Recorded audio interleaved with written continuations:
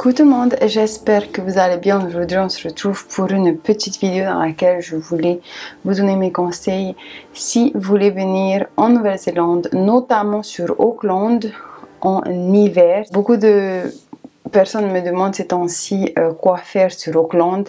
Étant donné que c'est l'hiver, je me suis dit qu'on allait commencer par l'hiver. Je vais faire une petite vidéo rapide, comme ça sera plus facile pour vous aussi à avoir tous les détails. Donc on commence déjà par l'hiver. Il faut savoir qu'en Nouvelle-Zélande, il fait froid en hiver. Il ne neige pas sur Auckland en particulier, mais le vent est très froid même quand il fait beau. Du coup, moi, je vous conseille de faire un maximum de choses en intérieur. Si vous venez d'un pays tropical notamment et que vous n'avez pas l'habitude du froid, en hiver, souvent les vêtements d'été sont bradés, ce qui est bien puisque vous pourrez acheter moins cher des vêtements qui se vendraient plus cher en été. Vous pouvez aussi faire plusieurs activités en intérieur. En général, les activités en intérieur sont payantes puisque vous devez aller dans un endroit, sauf si ça vous dérange pas vraiment de sortir et que vous êtes habitué au froid, que vous aimez le froid. Pour les activités possibles à faire à l'intérieur, il y a la Sky Tower, il y a plusieurs musées sur Auckland, il y a le musée maritime, il y a le musée d'art, il y a le musée historique d'Auckland, il y a aussi des bibliothèques. Si c'est quelque chose qui vous plaît d'avoir une expérience dans une bibliothèque néerlandaise, moi je trouve que c'est chouette. Le Kelly Tartan qui est l'aquarium qui est en intérieur, puis si vous passez sous la route, c'est quelque chose à voir. Je trouve que c'est très beau. Vous avez aussi Gravity ou alors Chipmunks, ce sont des sortes de hangars qui ont été aménagés pour faire des activités en intérieur pour les enfants notamment. Il y a aussi du karting en intérieur sur Auckland. Il y a de la patinoire aussi, du bowling. Et puis, si ça vous plaît, il y a aussi le cinéma qui est chouette. C'est différent de Tahiti, c'est différent des petites îles si vous venez. Moi, je viens de Tahiti, donc pour moi, c'était très différent. Donc, si vous aussi venez de Tahiti, ça va sûrement être impressionnant pour vous, notamment si c'est votre première fois. Ensuite, sur Auckland, vous pouvez aussi, bien sûr, faire des visites en extérieur. Si ça vous dérange pas, il y a le zoo, il y a aussi le ferry. Vous pouvez aller visiter Waiheke Island, Rangitoto Island, ou alors tout simplement faire un tour devant Auckland City, qui est magnifique aussi. Il y a Rocket Rope, qui est aussi en extérieur. Il y a beaucoup de parcs à visiter, le Botanic Garden, Manukau, Totara Park, les plages, le front de mer d'Auckland qui est aussi super beau.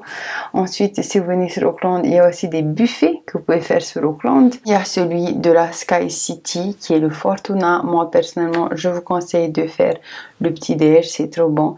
Il y a 8 at Cordis aussi, c'est un buffet qui est trop bon. Il est un peu plus cher que les autres, mais je trouve qu'il vaut trop le coup. Ensuite, il y a aussi Happy Days sur Manukau, c'est un petit buffet simple. Genghis-Khan, qui est un buffet mongolien. Bien sûr, tous les autres fast-food. Pour le transport, si vous restez sur Auckland, moi, personnellement, je vous conseille de vous déplacer en train ou en bus, parce que c'est plus facile, c'est moins cher. Il y a une application aussi qui vous permet de traquer tout ça. Je trouve que c'est super simple et que côté budget, c'est la meilleure option, je trouve, si vous restez sur Auckland. Ou alors, bien sûr, il y a des taxis. Et puis, il y a aussi nous, si ça vous intéresse, on est guide touristique. Si vous avez votre itinéraire et votre planning, on peut vous donner les informations sur nos tarifs. Bien sûr, c'est plus cher que le bus ou le train, donc moi je vous conseille direct le train ou le bus et je trouve que c'est une très bonne expérience aussi. Si vous venez en hiver, n'oubliez surtout pas de vous couvrir. Étant donné qu'en fait, ce qui est froid ici, c'est le vent, moi je vous conseille de mettre des jaquettes qui coupent le vent. Mettre un petit pull à l'intérieur plus votre jaquette par-dessus, ça va vous aider. Des gants, des bonnets, des écharpes. N'oubliez pas votre lip balm, c'est indispensable. Les lèvres ont tendance à vraiment vite sécher en hiver. Si vous n'avez pas de lip balm, bien sûr, vous pouvez aussi en trouver ici à Kmart facilement pour pas cher. Du Doliprane, quelque chose pour vous déboucher le nez au cas où. Soyez prévoyants avec le Covid, c'est encore pire. Bien sûr, il y a des pharmacies, bien sûr, vous pouvez trouver aussi ça à Warehouse ou à Kmart ou à Pack and Save, mais je vous conseille quand même de prévoir ça dans votre bagage si toutefois vous avez, au cas où vous ne trouvez pas assez rapidement ce que vous aurez besoin. Ensuite, si vous voulez cuisiner là où vous serez logé, optez pour des motels plutôt que pour des hôtels ou alors des Airbnb qui auraient une cuisine. La plupart des hôtels n'ont pas de cuisine. Et vous pouvez aussi faire des courses à Countdown, Pack and Save, New World, ils sont un peu partout sur la Nouvelle-Zélande, un peu partout sur Auckland. Voilà, je crois que j'ai fait le tour. J'espère que cette petite vidéo vous aidera. J'aime bien faire des petites vidéos comme ça, vite fait, bien fait, qui va au clair, comme ça je parle pas trop et c'est plus facile pour vous d'avoir toutes les informations vite fait. Dites-moi si ça vous plaît en commentaire et j'en ferai plus. J'espère que cette petite vidéo vous aura plu, vous aidera pour vos prochaines vacances ici. Si vous avez d'autres questions, n'hésitez pas à me poser vos questions en commentaire et j'y répondrai dans mes prochaines vidéos. Merci beaucoup d'avoir regardé cette vidéo jusqu'ici. On se dit à très vite pour de nouvelles vidéos. Nana!